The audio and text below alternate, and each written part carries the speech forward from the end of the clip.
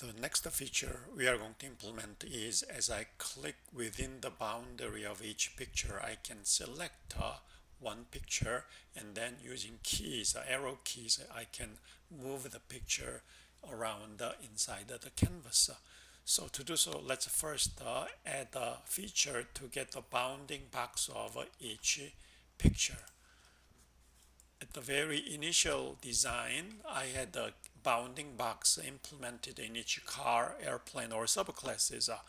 But as the image is defined in the superclass, we can get bounding box of image from the superclass. So I have moved the get bounding box implementation to superclasses.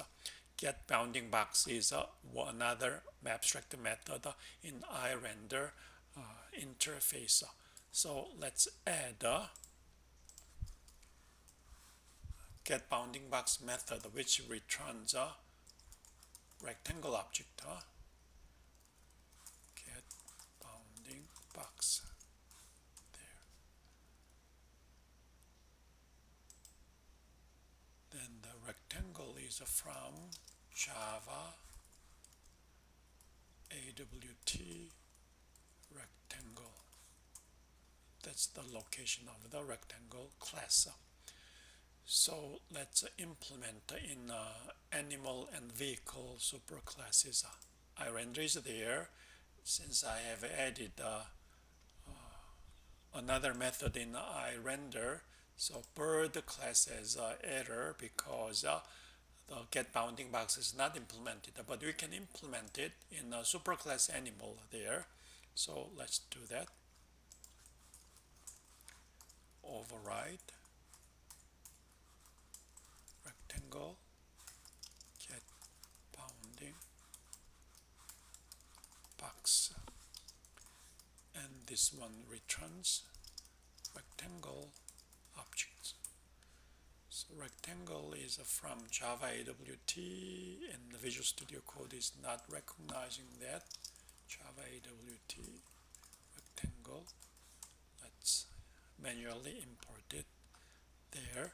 And the rectangle takes 4 arguments, x, y, and width and height.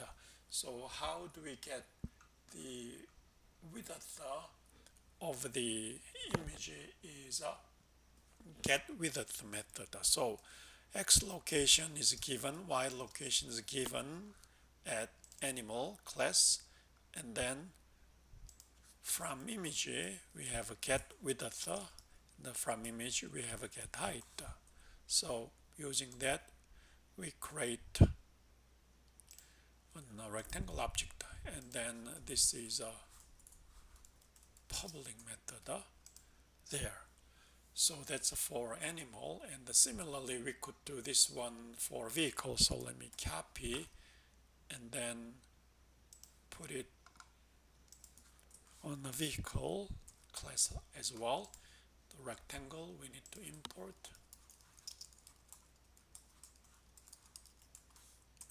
There. So as we implement the get bounding box in superclass, and the subclasses are okay with that. So we have a bounding box for each object. Now using that we can determine whether mouse pointer is clicked inside the image or not.